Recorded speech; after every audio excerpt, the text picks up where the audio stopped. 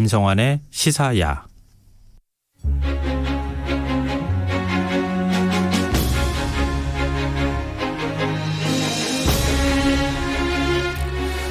요즘 코로나19로 온 나라가 뒤숭숭하죠. 그런데 과거 역사를 되돌아보면 감염병으로 역사가 바뀌었던 사례들도 굉장히 많이 있습니다. 오늘 흔적의 역사에서는 조선시대 전염병이 창궐했을 당시에 그 시대 임금과 조정은 어떻게 대책을 세웠는지 오늘의 현실과 한번 비교해보면서 반추해보는 시간 마련했습니다. 경향신문 이규현 선임기자 나오셨습니다. 안녕하세요. 네, 안녕하십니까. 네. 이거 언제 이 주제 갖고 오실까 제가 굉장히 궁금했어요. 그랬나요? 사실은. 네. 지금 마음이 상했나 봅니다. 상황이 지금 이러니까요. 네. 과거 우리도 여러 가지 전염병에 시달렸을 것이고 당연히 모든 역사에서 서양 동양 구분 없이 다 그랬으니까요. 근데 어떻게 대처했는지 어떤 일이 있었는지 좀 궁금했었거든요. 근데 조선시대는 의료체계가 지금하고는 너무 달랐을 테니까요. 전염병이 한번 돌기 시작하면 굉장히 피해가 컸을 것 같아요. 그래서 이제 믿고 보는 분이 계시죠. 그래서 이제 이 성군인 세종시대를 일단 한번 얘기를 해보려고 그러는데. 너무 잘하는 임금하고 비교하면 좀 그렇습니다. 일단은 그렇잖아요.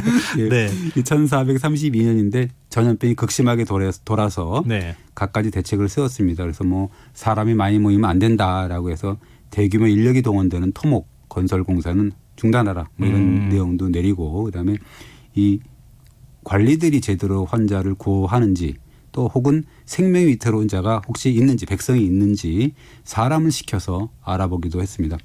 당시에는 통신이 지금처럼 발달하지 않았으니까 다 일일이 가서 확인해야 되는 거잖아요. 그렇습니다.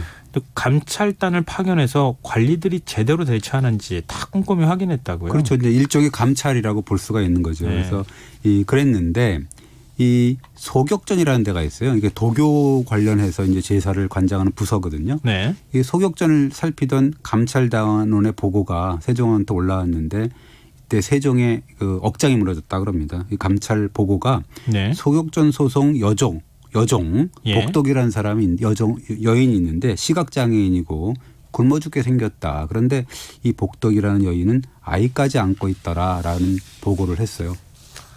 이 한 명의 보고를 듣고 세종이 억장이 무너졌다고요? 그렇습니다. 그래서 이제 깜짝 놀랐을 거 아닙니까? 그래서 어떻게 얘기를 하냐면 소격전 그 담당 관청하고 그다음에 그 소격전이 있는 한성부 북부 지역 북비령이라는 책임자 이 두 사람을 문책을 해갖고 형주한테 신문하도록 하고 복덕이라는 여인한테는 쌀과 콩 한 석씩을 하살합니다. 그러면 이제 그렇게 했다 그러면 일회성이잖아요. 네. 쌀, 콩 한번 주면. 그러니까 이제 그렇지 않고 세종은 이 복덕이라는 여인이 내가 그냥 내린 쌀을 다 먹은 뒤에는 또 굶을 거 아니냐라는 이제 합리적인 생각을 하게 되는 거죠. 네. 그래서 앞으로 복덕과 같은 백성은 그의 친척한테 맡기거나 친척마저 없다면 해당 관청인 소격전이 끝까지 책임지고 구호를 해야 된다라는 특명을 내립니다. 요즘식으로 말하면 기초생활수급 하시는 분이나 아니면 사회적인 약자에 해당하시는 그런 분들이었던 거잖아요. 그렇습니다. 근데 그런 사연을 얘기 듣고 한 번 뭔가 먹을 걸 주는 게 아니라 근본적인 대책을 만들어라 그렇습니다. 이렇게 얘기를 했다는 거네요. 그래서 이제 우리가 봉준호 감독을 봉태일이라고 하잖아요. 그런데 그렇죠. 이 세종 관련 기사를 이렇게 쭉 보면 실록을 보면 뭔가 디테일 세종 같은 느낌을 자주 갖거든요. 그래서 어떻게 보면 건국초니까 뭔가 제도가 확립되기 전이고 그래서 또 워낙 또 명철한 성군이니까 이른바 깨알 지시를 되게 많이 해요, 이분이. 그래서 만기칠남의 전형적인 이 모습인데 어쨌든 전국에 전염병이 도니까 세종이 당신이 직접 의서를 참고해서 처방문까지 일일이 써서 그걸 또 전국에 내려줍니다. 수령들한테. 그래서 내가 처방문을 뽑아서 적어 내리는데 수령들이 백성들의 집을 일일이 찾아다니면서 정성껏 치료해줘라. 백성을 궁휼히 여기는 과인의 뜻을 저버리지 마라라고 하면서 이런 대책을 세우면서 관리들한테 나눠서 백성들을 나눠 갖고 관리하도록 하는 일도 있었습니다. 그러면은 관리해야 할 그 가구를 딱딱 정해줬다고요? 그렇죠. 이게 책임 소재를 이제 하게 되는 거죠. 그래서 만약에 이 관할 구역에서 백성이 한 사람이라도 죽게 되면 관리 책임자는 절대 용서하지 않겠다라고 단단히 일러뒀는데 사실 어떻게 보면 죽을 각오로 일하라 이런 얘기겠죠. 어떻게 보면 지금도 이 전염병 같은 게 있을 때 집집마다 찾아다니고 이렇게 전수조사하고 이런 개념이 있잖아요. 네, 그렇죠. 그런 개념하고 좀 비슷하다고 봐야 됩니다. 세종은 그래서 제가 세종하고 비교하면 안 된다고 제가 말씀드렸잖아요. 조금 안 비교할 게 있어요. 지금. 아, 그래요? 예. 그러니까 세종은 뭐 성분이라고 너무 네. 많이 알려진 분이라 정말 조선시대가 다 이랬나 이런 생각들을 할 거는 같은데요. 네. 다른 임금은 이 정도는 아니었을 것 같거든요. 뭐 세종이라고 하면은 성군 프리미엄도 좀 있는 것 같아요. 이게 사실 근데 세종은 그래도 운이 좀 좋았다라고 할 수 있어요. 왜 그러냐면 이 제위 시절에 세종 이 전염병 발생 횟수가 5회 정도밖에 안 됐습니다. 근데 다른 임금들에 비해서는 되게 적었죠. 네. 이 가장 많이 전염병이 일어났던 임금은 숙종이거든요. 네. 숙종 때 물론 뭐 46년을 제위를 하셨으니까 그럴 수 있지만 25회였고 그다음에 52년을 제위하셨던 영조 이때가 19회. 그다음에 이제 한 그 현종이 13회 이 정도로 해서 이제 되게 빅3였다고 볼 수가 있습니다. 그러니까 대체적으로 보면 한 2, 3년 정도에 한 번씩은 이렇게 네. 역병이 도는 전염병 사태가 벌어졌다고 볼 수 있겠네요. 네, 그렇습니다. 그러니까 이렇게 근데 숙종, 현종, 영조 시대에는 전염병이 많이 발생했다고 하는데 그거는 뭐 이런 평균하고 비교했을 때 뭔가 그 외에 어떤 다른 이유가 있었던 겁니까? 불가항적인 그런 게 좀 있어요. 뭐냐면 이게 저도 이제 사실은 공부하면서 처음 안 사실인데요. 네. 이 무렵부터 사실 전 세계적으로 소빙하기에 접어들었다라고 합니다. 그러니까 소빙하기라는 건 사실 일시적으로 날씨가 추워지는 현상이잖아요. 네. 근데 연구에 따르면 전 세계적인 소빙하기가 16세기부터 시작을 해서 18세기까지 이어졌다고 하는 건데요. 이 시기에 그 기온 저하 이거는 뭐 조선뿐만 아니라 전 세계적인 추세였다라는 거고 네. 중국의 경우는 이 소빙하기가 절정을 이뤘던 17세기 그 명나라 말이거든요. 네. 이때의 기온이 지금보다 최한 1.5도에서 2도 정도 떨어졌다라는 연구 결과가 있더라고요. 그럼 전 세계적으로 기상이변이 일어났다. 예, 그렇다고 합니다. 그래서 뭐 실록을 보더라도 16에서 18세기만 2, 300만 년이잖아요. 예. 그때 이렇게 보면 가뭄, 홍수 이런 기상이변이 빈발을 했는데 겨울에도 천둥번개가 친다든가 혹은 5, 6월까지 서리와 눈이 내리기도 한다든가 혹은 겨울 추위가 혹독하다든가 그런데 혹독한데 어느 날은 또 겨울철인데도 갑자기 봄날처럼 따뜻해서 봄꽃이 핀다든가 이런 기록들이 아주 빗발치고 있거든요. 우리가 요즘에 뭐 1도가 높아졌다 지구 기온이 네. 이렇게 얘기하는데 아유 1도 높아진 거 이렇게 얘기할 네. 수 있잖아요. 생각할 때는 네. 겨우 1도 높아진 거 가지고 왜 그러는데 실제로 1도 2도 변화하는 게 기상에 어마어마한 영향을 미치잖아요. 제 기억이 맞다면 30% 정도 뭐 이렇게 1도가 그랬다 그러는데 제가 기억이 맞는지는 잘 모르겠습니다. 제가 본 거는 한 6도 정도 지구 기온이 올라가면 네. 지구의 강바닥이 다 말라버릴 거라고. 그러니까요. 그런 얘기 굉장히 우리가 쉽게 넘겨서는 안 되는 건데 네. 현종, 숙종이 영조 연간에 이제 절정기였다는 거죠. 전염병. 왜냐하면 이제 현종, 숙종 때가 특히나 소빙하기가 극에 달했던 17세기라는 것. 그게 되게 주목적인 건데 특히 1670년이 경술년이라고 하고요. 네. 71년이 신해년이어서 이때 대기근이 들어오거든요. 네. 그게 이제 경술년과 신해년이라고 해서 경신대기근이라고 얘기를 하고요. 그다음에 경신대기근. 예, 그리고 숙종 때 이제 1695년은 을해년, 96년은 병자년인데 이때도 또 기근이 옵니다. 그건 을병대기근. 이 두 대기근의 여파가 정말로 참혹했거든요. 사람이 먹을 게 없을 때 네.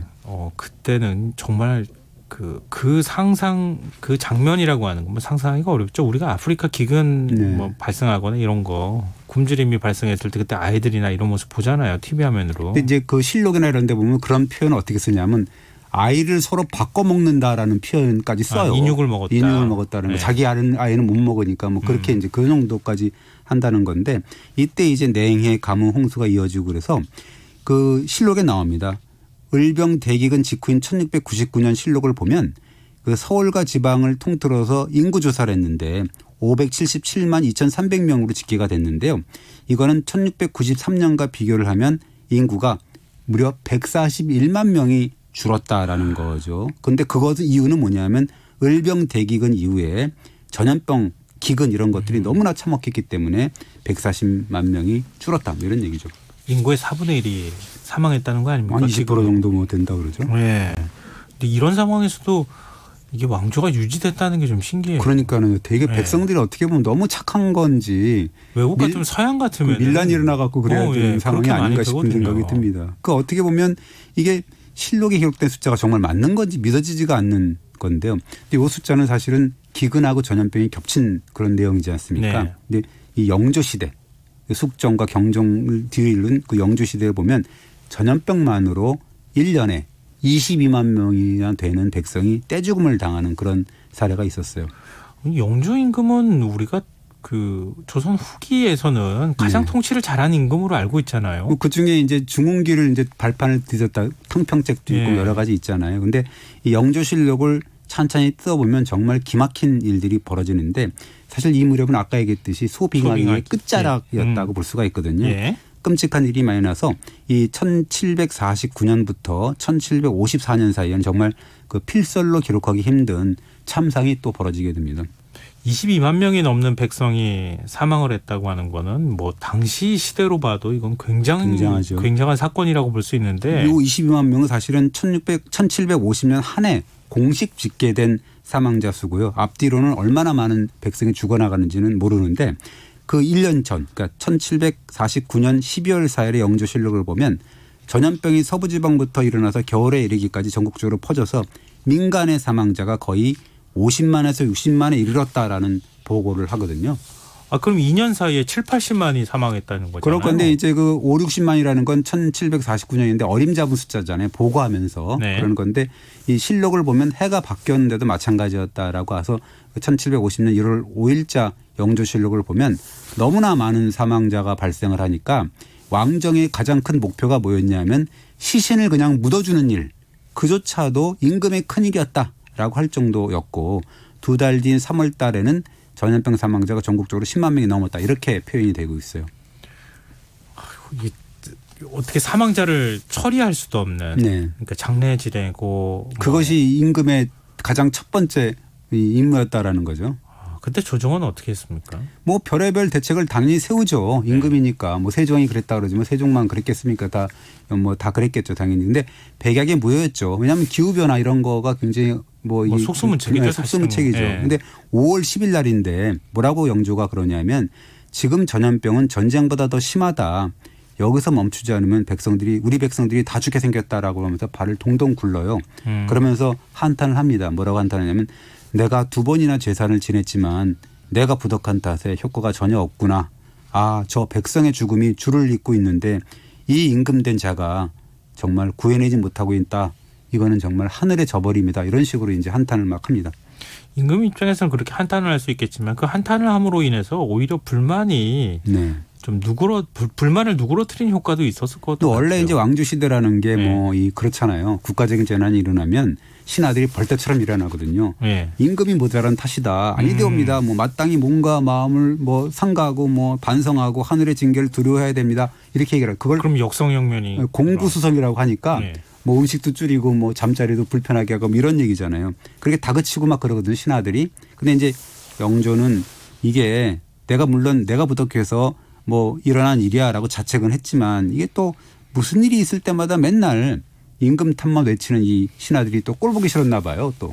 그 사람의 마음이 인지상정이라고 그렇잖아요. 아니 국정 조정은 신하들도 같이 다 했으면서 평상시에도 아니되옵니다라고 얘기하더니 다 책임은 임금한테 다 몰고. 근데 원래 이제 이 왕조 시대라는 게 임금이 곧 하늘이니까 그럴 수 있다 그러는 건데 이게 뭐 맨날 하면은 군주에게만 뭐 책임 돌리고 이러는 거는 꼴보기 싫으니까 이제 이렇게 얘기를 하죠. 일을 맡은 신하들은 맨날 그 임금의 부덕이라고만 말하지 마라. 너희들은 백성들을 구휼하는데 정말 심혈을 기울이라. 그거가 최우선이다라고 얘기를 하죠. 근데 이제 이 문제는 고해 1750년 기록을 보면 전염병으로 죽은 사망자 수를 월별로 이렇게 꼬박꼬박 집계를 해놓습니다. 아까는 1년 통계 말씀하신 지 않았어요? 그겁니다. 아 근데 월별로도 이렇게 통계를 해놨어요? 왜 이렇게 꼬박꼬박 아주 월별로도 기록을 해놨을까요? 이런 일은 그렇게 흔치 않을 것 같은데. 각 시도에서 올라온 그런 기록들 다 보고를 받아갖고 이제 1월 달 같은 경우 실록의 정신이라고 봐야 되는 건데 실록을 보면 1750년 들어서 매월 28일에서 29일 그때 기록을 보면 늘 오늘은 뭐 이번 달은 몇 명이 죽고 이런 게 나오는데 1월 달에는 뭐 해서 지방에는 몇 명, 영남 지역은 몇 명 이래서 각 도별로 이렇게 또 집계가 돼요. 그걸 합하니까 11,692명의 사망자를 기록을 합니다. 합치니까 그렇게 나오고 이제 2월 달엔 6,233명 이렇게 나오는데 3월부터 이렇게 보면 그냥 전국적으로 얼마 이런 식으로 이제 단단히까지 나오는 거죠. 그래서 3만 얼마, 4월 달에 2만 5천 명, 5월 달은 1만 9천 명, 6월 달엔 3만 300명, 7월 달엔 2만 2,261명, 8월 달엔 2,246명, 9월 달에는 6만 7,869명 이런 식으로 사망자를 일일이 집계를 하죠. 근데 이거는 거꾸로 생각하면 그만큼 전염병이나 이런 것에 대한 통계가 이 정도까지 정확하게 기록돼 있다고 하는 거는 그만큼 국가에서 관리를 했다는 얘기가 되는 거잖아요. 그렇죠. 근데 너무 많이 죽어서 이제 관리라고 말하기가 참 어떻게 보면 그렇기도 하지만 어쨌든 그렇게 당시 의술이나 그렇게 뭐 한 이런 거니까. 거는 그래서 그러니까. 이거를 9월까지만 나와요. 그래서 해보니까 9월까지만 계산을 하더라도 22만 3,578명이라는 계산. 이것이 이제 한 해 전염병으로 사망한 백성 수 이런 게 이제 계산이 나오는 거죠. 조선시대 중흥기라 그러면 영정조 시대 이렇게 표현하는데 네. 영조 때 이렇게 했다 그러면 정조 때는 어떻습니까? 뭐 대책이 없었습니다. 정조도 뭐 이 조선의 중흥군주라고 하긴 하지만 이게 뭐 이 천재지변을 어떻게 또 전염병인 거를 막을 수는 없었던 것 같아요. 예외 없었는데 그 1799년의 기록을 보니까 12만 8천 명에 이르는 사망자가 나왔다. 전염병 때문에 네. 이런 기록이 있습니다. 그래서 뭐 정조 역시도 제사 지내고 구일축 내리고 동분서주를 하죠. 그러나 이제 역부족이죠. 근데 조선시대 얘기를 쭉 들어보니까요. 당시에는 뭐 이 전염병을 막을 만한 대책이 뾰족하게 없잖아요. 그렇습니다. 그렇기도 하고 통제를 한다 하더라도 결국은 요즘식으로 말하면 격리 조치를 취하고 사람들 간에 접촉 못하게 하는 뭐 이런 방식이 고작이 아니었을까. 뭐 그래서 뭐 세종처럼 뭐 군주가 나서서 처방전을 만드는 이렇게 해서 내려보내는 경우도 있고 그러나 이 뭐 광해군 때 같은 경우는 허준을 시켜가지고 전염병 매뉴얼을 편찬합니다. 그것이 이제 그 신찬 벽원방이라는 건데 이거를 딱 전염병 발생한 지 한 2달 만에 재빨리 만들어서 배포하는 뭐 그런 상황이 돼요. 그래서 그 서문을 보면 신찬 벽원방의 서문을 보면 이 신찬 벽원방이 편찬됨으로 해서 누추한 시골의 후미진 골목이라도 다 처방전에 의지해서 살게 되었다라고 아주 뭐 칭찬 또 해놓습니다. 근데 허준이 처방을 이렇게 하는 거는 효과가 없었나요 혹시? 뭐 이제 민간요법 중을 보면은 예를 들자면 겨울이 너무 따뜻하고 그래서 뭐 전염병이 돌고 뭐 이런 얘기. 그다음에 이 전쟁이 많이 일어났는데 시신들을 제대로 관리를 못 해갖고 왜냐하면 위생이 안 좋으니까 그런 진단이 나오기도 하고 그다음에 뭐 나름대로 또 이 처방도 내리죠. 근데 전염병은 사실은 우리가 지금 얘기하는 것처럼 우리가 지금 바이러스라고 얘기하지만 세균이나 미생물을 처음으로 발견한 사람이 서양 사람이잖아요. 그렇죠. 18세기 파스테르라고 알고 있잖아요. 18세기 종두법은 뭐 제너 우리가 알고 있는. 그다음에 이 전염병의 원인이 병원성 미생물이라는 학설을 주장한 거. 이거는 미생물학의 아버지라는 지금 얘기하는 루이 파스테르가 이제 19세기가 돼서야 그랬으니까요. 1차 세계대전 때도 총알에 맞아서 숨진 사람 전사한 병사보다 전염병 때문에 스페인 독감이 얘기하는 거죠. 전사한 병사들이 더 많았다고 했을 정도니까 우리가 조선시대를 탓할 수는 없을 것 같은데요. 어찌됐든 뭐 지금의 시각으로 볼 땐 좀 아쉬워 보이는 부분들이 있네요. 그렇습니다. 그래서 뭐 일단 아까 얘기했듯이 허준 같은 사람은 이게 그 무슨 엽기가 어떻고 뭐 이래요. 그리고 매뉴얼을 보면은 참기름에 코를 바르면 뭐 이 바르거나 종이심지를 말아서 콧구멍에 넣어서 재치기 하는 방법 이런 민간요법도 나오긴 나옵니다. 그러나 아까 얘기했듯이 뭔가 이 전염병 창궐의 원인을 뭐 따뜻해야 될 봄이 춥거나 더워야 될 여름이 서늘하거나 추워야 될 겨울이 따뜻하거나 이런 경우 전염병이 생긴다 이렇게 했기 때문에 나름 운기의 부조화라는 걸 지적을 했기 때문에 뭔가 좀 인식을 하고 있었다고 할 수가 있는 거죠. 근데 우리나라만 지금 뭐 소빙하게 말씀하셨지만 우리만 그랬나요? 아니면 전 세계적으로 다 마찬가지라고 하셨잖아요. 명나라 연구 논문을 보니까 명나라가 이제 망한 것 중에 하나가 이 양쯔강 이남을 강타한 자연재해 그다음에 전염병 때문에 인구의 70%가 죽었대요. 그것 때문에 이자성의 반란군이 황허 이남을 손쉽게 점령할 수 있었다. 명나라 멸망이 뭐 이런 전염병 때문 중에 하나였다라는 기록도 있습니다. 당시에 뭐 명나라가 우리 입장에서는 세계였을 수 있으니까 그렇습니다. 명나라도 뭐 똑같은 상황이었다고 볼 수 있겠네요. 근데 이제는 뭐 전염병이 어느 정도 이거 퇴진했다고 말씀드리기가 그런데요. 코로나19 사태 때문에. 그렇죠. 이제 앞으로도 뭐 이 논문 보니까 전염병 조선시대 전염병 이것이 소빙학이다 그랬지 않습니까? 그러면서 이제 그 논문도 보면 2100년 정도 되면 1.4도 정도 한반도가 그러니까 새로운 전염병이 지금 코로나19 같은 전염병이 나올 수 있다라는 얘기죠. 우리가 과거 역사에서도 계속 전염병이 많았지만 앞으로도 계속 전염병이 발생할 가능성이 있다. 특히 기후온난화하고 직접적인 연관성을 가질 수 있다. 한 가지만 말씀드리면 이 다산 정약용의 언급이 있어요. 뭐냐면 사회적 거리두기가 있어요. 그래서 뭐라 그러냐면 전염병 콧구멍으로 그 병 기운을 들어 마시는데 그렇기 때문에 생기는데 그걸 피하려고 그러면 마땅히 그 병 기운을 들어 마시도록 하지 않도록 환자와 일정한 거리를 지켜야 된다라고 얘기를 해요. 그 목민심서에 나오거든요. 네. 이것이 지금의 2m 거리두기랑 똑같습니다. 아, 그래도 그때도 뭔가 그 대책이 있었군요. 다산에 어떻게 보면 참 말씀이시죠. 지혜입니다. 네. 네, 흔적의 역사 지금까지 경향신문 이기한 선임 기자였습니다. 오늘 말씀 고맙습니다. 감사합니다. 오늘 모바일 상품권 당첨자는 홈페이지 공지사항에서 확인하실 수 있습니다. 김성환의 시사야. 오늘 순서는 여기서 마치겠습니다. 지금까지 시사평론가 김성환이었습니다. 고맙습니다.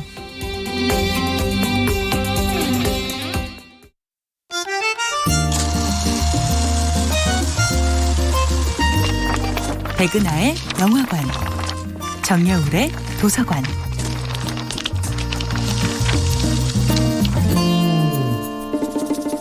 안녕하세요. 여러분들과 쉽고 재미있는 영화 이야기를 나누고 있는 배우 연구소 소장 백은하입니다.